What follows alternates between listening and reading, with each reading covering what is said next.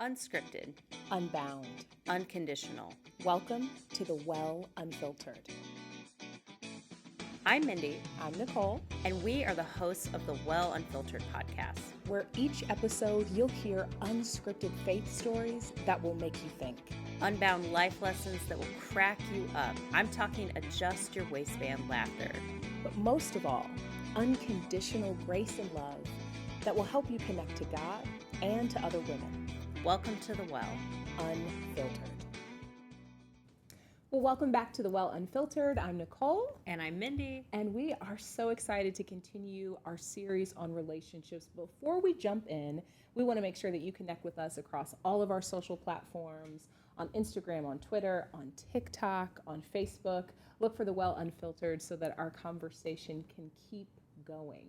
Now, I want to jump into this because I think that this is one of the most important relationship conversations that we can have. And it's on boundaries. And we were sketching out this series. You were like, boundaries. That's got to be on there. So I wonder if we can just start with kind of a foundational question of what does it mean to have boundaries to you? I think it is for me, it's knowing what you will say yes to and when you need to say no. Okay. I think for me, if I have boundaries, then underneath that is a recognition of my own humanity. And that I feel like that flies in the face of everything we're taught about ourselves as, what does a successful, winning, faith-filled Christian woman look like? We hear that term superwoman all the time. But to have boundaries is to recognize that that's actually a made-up Marvel image and that I'm human. Yes. And that I cannot do all of those things. Yes. Can we just go to the deepest end of this conversation right from the beginning? Because I agree so much with that. And I think the word I want to say to people listening is you can't do everything. Just, I need you to repeat that. I can't do everything. You cannot. You should not.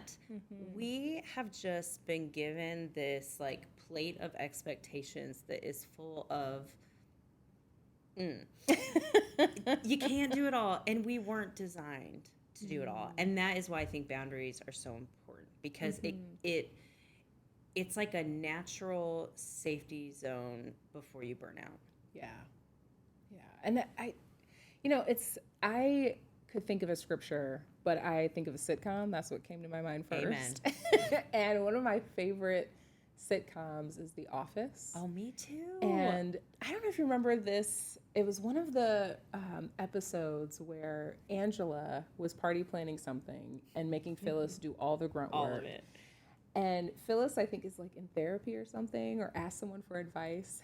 And she comes to her and says, it's unreasonable for you to expect me to do all of these things. So you can pick two. And that's what I think having boundaries is. It's restoring reason to your own life. Oh, yeah. I need to say that to myself more than I need to say it to other people. You can pick two things. No, Nicole, you need to pick two things because it's not reasonable for you to be attempting to do all of these things at once and do them well. Yeah. I think too, if we're framing this in relationships, since we are in this relationship series, I think the hard truth for me to admit is that when I let my boundaries either go away or just become so permeable that well, I have this standard, but sure, we'll do that thing. I'll say yes to that. I always lean into that over-functioning when I am not grounded in my own worth. And honestly, I feel like when my relationship with God is not super solid, that's when I see myself get into that place of, I remember there was a week, it was before COVID, so it's it didn't happen, right? But we'll talk about it anyway. There was a week as a pastor, and I went to a thing every night and some two in one night. I mean, it was just so ridiculous. I just felt like I had to be at all the things. And my husband asked me later, he's like, why did you schedule yourself like that? Why? I said, because I felt like I had to be at everything to like matter. And we kind of looked at each other like, okay, so that's a lie. You don't, and you need to figure out what your boundaries are. And I think for me, that's why this matters so much, because there's a direct correlation between not having boundaries in relationships, whether that's professional or personal or whatever, and my own health and well-being. I don't know if that's true for you, but it is just, it's the marker for me. I'm like, ooh, I've said so many yeses, and I need to pay attention to that. I mean, I think that it's connected to God's design for us, not as just productive, but as people who rest. I mean, I think it's, as I've taken classes on like world religion, it's odd to me that as far as I've been exposed to, there isn't another divine figure that says, do all of this work, but at least one day you need to do rest and restoration work. Like that's, and that needs to be protected as part of your life rhythm. And that's a boundary. That's what that is. That's God setting up a boundary for us. And so if God, the creator of the universe, creates boundaries for us, maybe it's letting us know that that's something that we have to create in our own lives. And I too recognize that when I don't have those, that's usually the starting point of a lot of other dysfunction. But thinking of that, what has been the hardest boundary you've ever had to set? I think because of our vocation, our shared vocation, a lot of it comes down to care. Care, when people need care, and when to know when to say yes to that, and when to say, my ability to help you has run out. That I'm a helper by nature. I love to fix things. And so I think the hardest boundaries to set have to do with that. So I just have a personal rule, like as a pastor, I'll meet with one person 3 times about the same thing. And then after that, it's become chronic, and it has to go beyond me.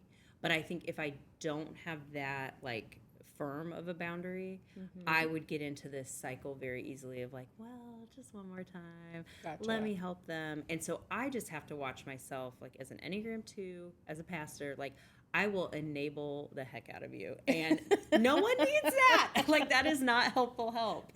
So I think that's kind of not maybe one specific example, but I think the pattern for me of like, ooh, I need to watch these relationships and make sure that it's actually helpful and not just like helping someone sit in something that they can't get out of now. Okay. It's interesting. When I first thought of that question, I thought about time.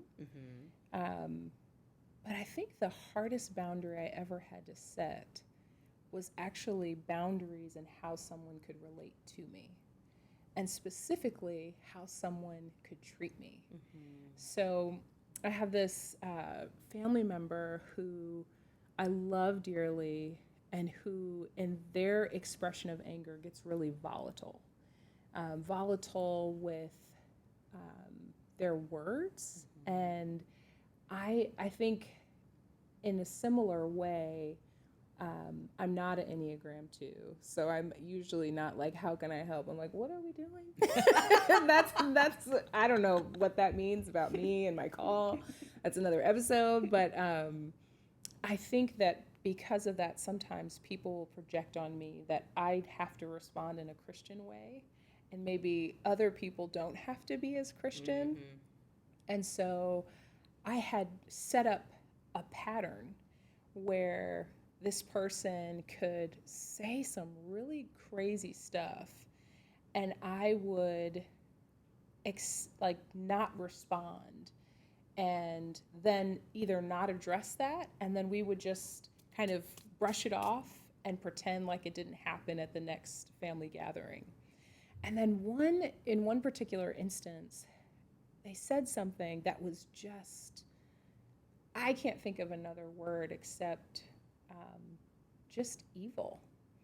And I was like, you know, I don't have to do this. Like, we are related by blood, but if we can't have a healthy exchange, I'm setting up a boundary that this is not how I allow people in my life to speak to me. When I get really angry, I get really quiet and I start speaking really deliberately. So, like, listen for that if you ever encounter Oh my Nicole. gosh. You just start backing terrible. away. It's terrible. Actually, I was talking to my daughter about this. It's like, you know, how do you think I express anger? She said, oh, when you go to your room. I'm like, what? She's like, then I know you're thinking. I'm like, okay, that's just as scary. But it set up for me, that person actually responded to the boundary. And we have never had that type of exchange again. But I think that they felt comfortable expressing themselves in a particular way because I had never said, that is not okay. And we're not going to do it that way. And so that was the hardest boundary because it wasn't just a professional relationship or a vocational relationship, but a family relationship. And I find that those can be places where I struggle to set boundaries. Well, and I think it's interesting what you said that they responded to that boundary. Right. Because I think some of the reasons we don't set boundaries in our relationship is because we don't know what's going to happen. We don't know if we're going to be looked at as, you know, harsh or rude, and especially as Christian women. Absolutely. Oh my goodness, there's this like script of how I think people expect you to act. And setting a boundary for your own health is not Christian. I would wholeheartedly agree. Yeah. And I'm reminded of the myriad of Christian women we find in the text, women that take tent poles out of the ground and like, stab people. Like, I don't know, maybe that's repressed anger for not responding from setting boundaries. Like, there are all kinds of women we can point to. So which woman do you want to come out? I'm trying to set boundaries so that you don't not meet her. have a text. Exactly. But I mean, I would encourage, I think we know those relationships. Yes. But the challenge is we can say we don't know how they're going to respond, but we'll never know if we never set the boundary. No. And what we do know is that we are going to respond in discomfort and, you know, in an unpleasant way. So we choose our own discomfort over setting that boundary, which might make someone else uncomfortable. Absolutely. And wow, that is something we have to move beyond. Yeah. I have a right to have exchanges with people that are healthy because my own worthiness and happiness matters just as much as yours. Not more than, but just as much. Yeah. And I think that when we put faith into that, sometimes we subjugate our own comfort, happiness needs because we think, well, I'm sacrificing for that other person. Well, some things are not worth sacrificing if they're bringing brokenness and dysfunction into our own lives. Yeah. And so I think that can be true with sort of the more relational aspects of our life, with our time. And I think the way that we sort of struggle or navigate through those boundaries can just change depending on what's going on in our lives. And depending on the relationship, too. I mean, I think of when I think Javon and I had been married probably 2 years, and my mom came over, and she was helping with our then only child. And she just got into the living room and said, this just doesn't flow, and started moving the furniture around. And I think, like, if you know Javon, he's like the most even-keeled person. Like, someone could come in and start shooting. Well, all right, well, someone's shooting. And it would just be, and I would be acting crazy. Yeah. But I know my mom so well that I'm just calmly watching her move all of these things. And I know when her departure date is. And she's moving these things, and they will be moved right back. when she leaves. And for me, it's not a big deal, but for my husband, it was crazy to him, the idea that you would go into someone else's house and rearrange their furniture. But I think one of the hallmarks of what makes me have a different set of boundaries depending on the relationship is what's underneath that relationship. And with my relationship with my mother is full of encouragement and respect and investment on her part in me. And so I receive it differently when she responds a certain way, even when she traverses some of those boundaries. Three-letter word, traverse. $3 word, I should say. See, now I just took down all of my intellectual capability in one sentence. But I do feel like sometimes we have to think about that, and whether certain boundaries apply to every relationship. I wouldn't let someone I work with come in my house and just start moving my furniture. This is noted. Okay, I won't do that. Thank you. It'd be really weird. Do you see that in your own relationships? Mm-hmm. I do. And I think that it's almost like a choose your battles thing a little bit. Like there are some people where I have set very firm boundaries with like, this is what we will and will not talk about because I don't want to have these conversations with you. And for the most part, I feel like that has worked and that's been respected. And there's other people where I feel like I just have to choose to let some things go because every single battle isn't worth me fighting. Right. But in some ways, that's a boundary too, because it takes a lot of emotional investment to be like, I'm going to go toe to toe with you on every single thing we disagree with. Well, okay, but why? Maybe I don't have to do that. Maybe I can just like love you and accept you how you are. Right. And that doesn't mean that I have to like agree with you or engage with you as deeply as you're trying.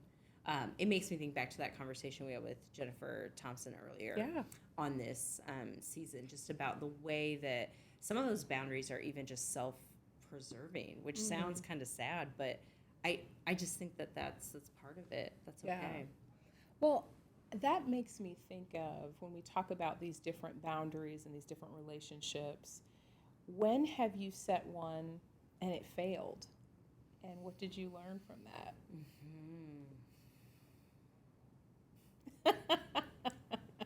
I'm thinking like, what story? Which one? Which time? I really struggled with this back in college when I was an RA in my first year. So I had this floor of freshman girls, and they were terrible. And I hope none of them are listening because it was a hot mess. But I mean, they were just so mean. So mean. And I tried to set boundaries. I tried to be firm, but they weren't being respected. It was like every boundary I would set, okay, I will not go into all the stories, but every boundary I would set, they would just blow right through. And finally, I was so worn out that I remember one day I said, fine, you can do whatever you want. I just don't care. I'm done. And I basically stopped interacting with them. I stopped talking to them. It was so toxic. And what I thought was, now looking back as, a more adult version of myself, is I should have known when to bring in some help. Because sometimes you can't set all the boundaries on your own. These were people that were not healthy. Yeah. They just weren't. And I really hope that they are kinder humans now. But this group of girls, they weren't healthy. And so the respectable boundaries that I was giving them of what was okay and not okay on our floor, they just couldn't hear or receive. And believe it or not, friends, we can't change people. So I should have brought in help and acknowledged that I can't do all of this myself. Yeah. That's a great example. I think that mine is related to what you shared earlier around time. So I don't struggle as much with the need to, as a Enneagram 3, I am wired around achievement and feeling like I'm doing whatever floating checklist is in my mind. And it's important to me to that checklist of, it's not necessarily task driven, but I think sometimes achievement is not just connected to a task. And so an example of this to me is like sometimes it's not even doing a certain job, but I think having influence and feeling like what I'm doing is important, right?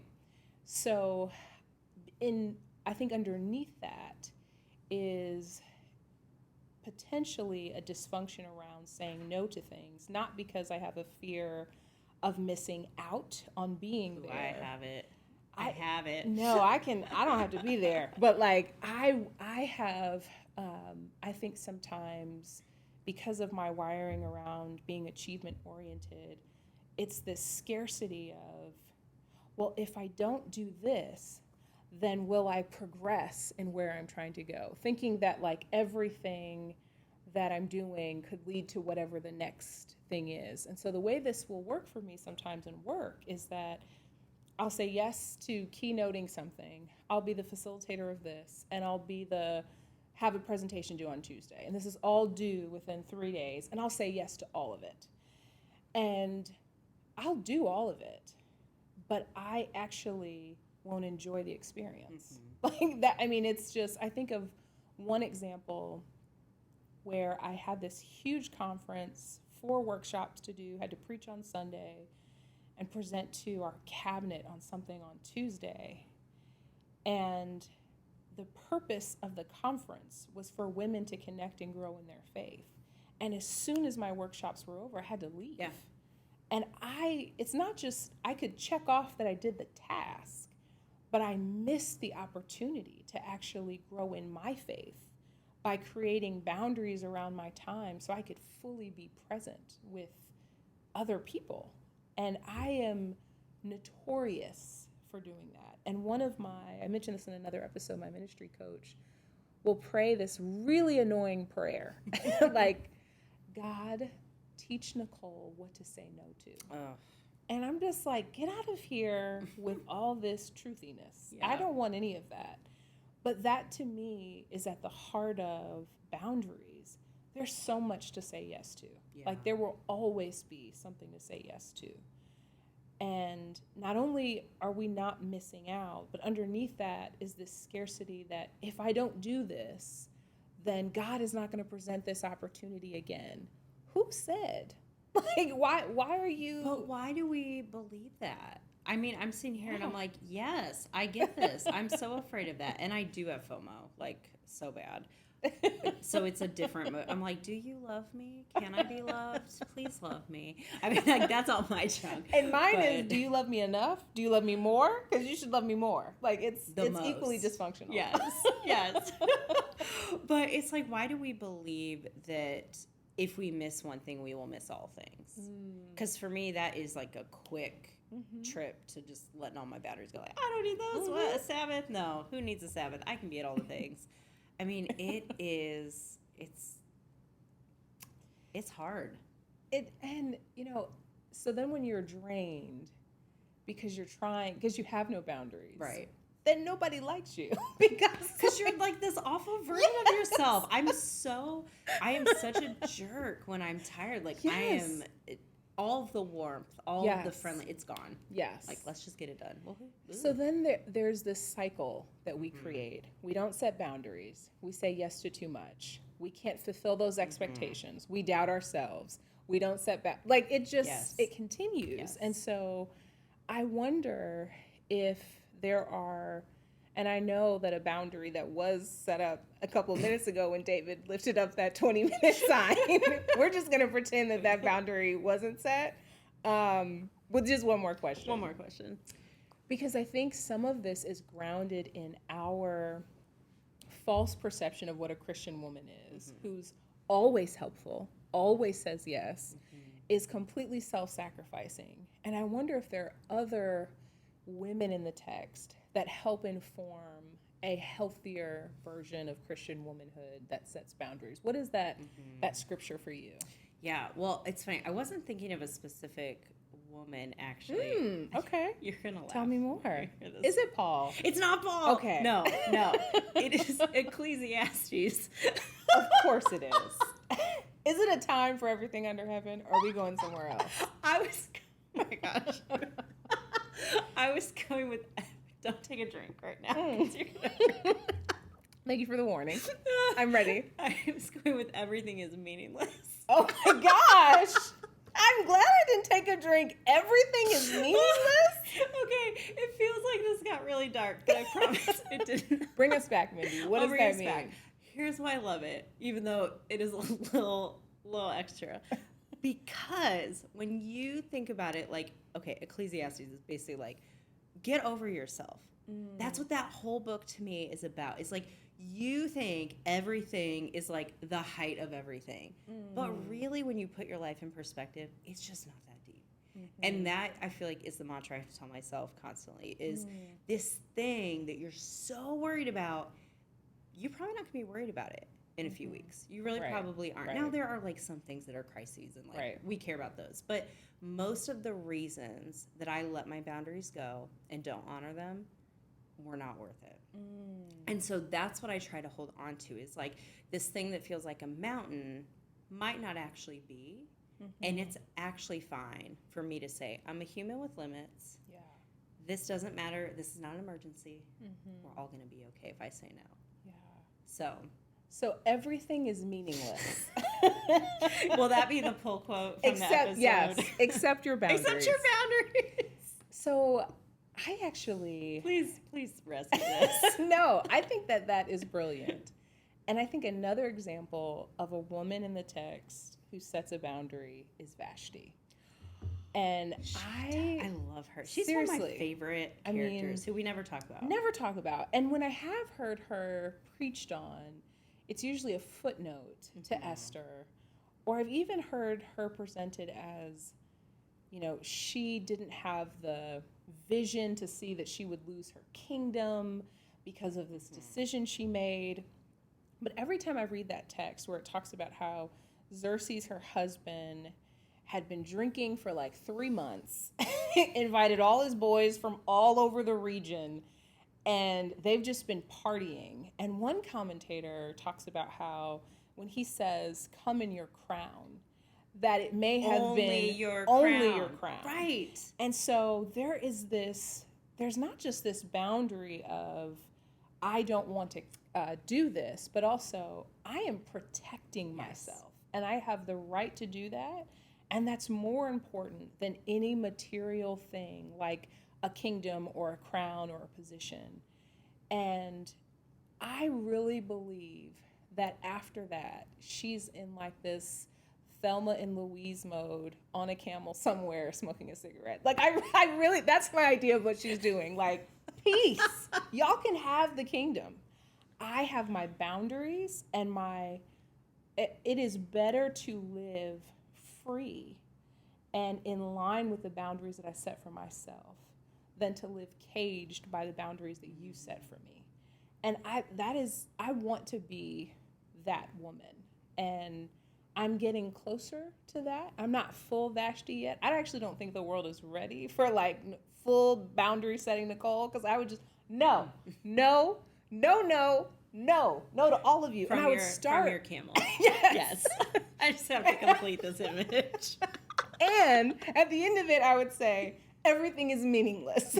And so I really do hope that as you're listening to this, you have not spit out your coffee or your food, but that you might, preacher in me, spit out those things that you've been allowing other people to set for you, or that you haven't had the courage and wisdom to set for yourself. Because I am now 36, and I'm just having somebody teach me, you can say no to that. Like, it feels like something my 5-year-old already knows. No, I'm not going to do that. Well, how do you know that? And I didn't know how to do that. And so it is freeing when you realize that you can't do all of these things, and you get to choose what you want to do. And that's the gift that God gives us, that we get to make those choices, and we don't have to live by other people making those choices for us without boundaries. Yeah. I feel like that is a good, David is, I mean, so patient. You do have that church purse lip thing You where do. you're not. No, if you all could see, I wish he would just come stand in front of the camera right now, so those of you on YouTube can see his face because he's not pleased with us. But I do feel like that's a good place for us to talk about like our next seasons of life and how we are trying to figure out what boundaries look like. Yeah. So some of you, if you're around St. Luke's, you may know this, but if you listen from other places, you may not. Yeah. Nicole and I are both going through, like, I call it big life changes with my eyes like really wide. That's how I feel about it this week. So at St. Luke's, we are starting a new campus of our church, just in a different neighborhood in Indianapolis, and I'm going to be the campus pastor of that. Yeah, and I am moving to First Noblesville United Methodist Church, where I will be the senior pastor. I will be their first woman senior pastor, their first Black person senior pastor, their first curly hair. I don't know if that's true, but like there's just a lot of firsts. Yes. And I think that because of that, I have been in associate pastor roles. I've been the director of nonprofits, and now I feel like one of the boundaries I have to set is over my time in ways that I didn't before, just because I've not been in this role before. And I also have to set time for people, which I've already admitted I'm not good at. And so because of that, it's really pushed you and I to talk about how we might even need to set a boundary around our work with the Well Unfiltered. Yeah. And that we anticipate that we'll take a pause, just so that we can say yes to what God has said yes to and do that well, as opposed to this being something else we continue on top of what I know will be a totally different expression of our time and the bandwidth that we have. Because, I mean, the biggest shift for both of us will be preaching every Sunday. Absolutely. And I know that it looks like what your pastor does in those 20, 25 minutes anybody could do, but the average pastor spends 20 plus hours on their sermon. And so that's a boundary that we've had to set. It was hard for us to talk about that in terms of the Well Unfiltered, because this has been such a place of joy, I think, for both of us. But we want to be faithful to what God is calling us to do next, and also open to what else may be down the road that keeps us connected with you and with each other, and to have space to do that well. Yeah. So we will take a break, and then I think we're going to kind of feel it out. So stay tuned. Don't leave us. Yes. But just know that we might have a longer pause between seasons, and I think we're excited for the next chapters, and just have so many questions and so many unknowns. And I think that's a good place to end on boundaries, is that also your boundaries don't have to be cement. They can change, not just with the relationship, but with the season. And to know, like, for right now this doesn't work, but it might work in the future. And so that doesn't make you flaky. That just makes you, like, attentive to your life. Absolutely. And I think that that's probably what's filling my well. That, and I would never think I would ever say this, that this is legitimately something that I don't fully know. And that there's an adventure and an awe in this new role that I know God is going to teach me something and stretch me and challenge me. And I'm excited about that. Yeah. What's filling your well? Yeah. I mean, I think it's about the same thing. Okay. It's just stepping out in faith and having no control, and that's terrible. But I've been thinking lately, like, how remarkable to have this experience, because so much of our life can be on autopilot.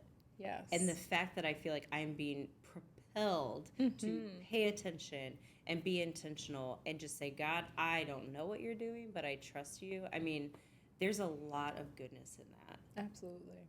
Well, I think that is where we end. Yeah. And David can breathe. and finally press stop. So thank you for joining us on this episode of The Well. And even though we are setting some boundaries on our bandwidth, we do hope that you'll connect with us as we continue serving our congregations.